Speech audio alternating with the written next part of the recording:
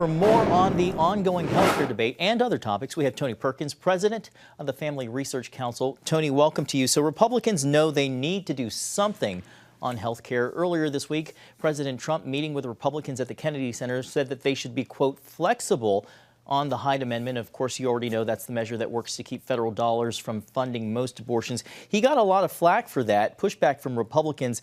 As someone who's known by conservatives as the most pro-life president in the presidency, why do you think he made this risky suggestion? John, I actually think the approach has been a little different in this administration as opposed to the first administration. Clearly, the first administration, he was the most pro-life. But when you look at abortion rates in this country that have actually gone up, they've gone up because of the abortion pill. And that has happened because Biden-era policies changed during COVID remain in place. While other policies have been changed under the Trump administration, that has not. And we have about 70% of abortions being performed through the abortion pill that's being mailed into pro-life states. In fact, we've had 2 Republican-led states have filed suit against the FDA over the abortion pill.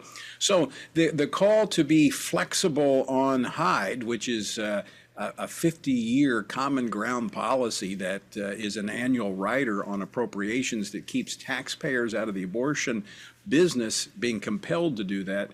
I think this is a red line. And I think you saw the pushback from Republicans. The speaker pushed back on it. I think you're going to see increasing pushback on this because this is something that 2/3 of Americans agree with, or Republicans agree with, that they should not be forced to fund abortion.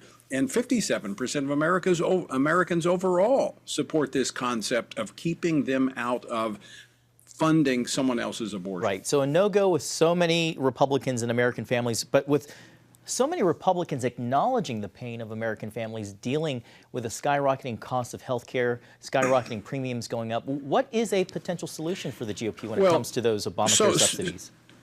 So, John, what was being proposed was, all right, let's do a short-term extension of these Obamacare subsidies, which no Republican has ever supported. No Republican has actually voted for Obamacare in the past. So this was like a compromise. We'll extend it while we work on the underlying issue of making health care affordable in this country, because the Affordable Care Act is unaffordable, and that's got to be fixed. Temporarily extending these subsidies with the provision that they won't fund abortion. That's what the Republicans were putting on the table. So it looks like the president is negotiating for the Democrats as opposed to negotiating with them. I want to switch gears here to Venezuela. The president announced plans for U.S. involvement there for the foreseeable future. How do you think the administration walks this bit of a tightrope of having U.S. presence with members of the party that do not want to see troops on the ground, that would see this as a violation of America First in about the minute that we have left? Well, John, I think that vote in the Senate today is the kind of the checkmate there, is that right now that's not going to go forward in the House. However, you do have a handful of House members that have expressed concern about the aggressive use of the military and needing congressional approval. You only need a couple more votes and you could do a discharge petition on the War Powers Act in the House. So I think this actually will cause the president to be a little more cautious in using the military and establishing a permanent presence there, or a semi-permanent presence in Venezuela. Well, as a former member of our armed forces, I'm sure you do have a perspective there. Tony Perkins with the Family Research Council, we always appreciate your time. Thank you so much for being here tonight.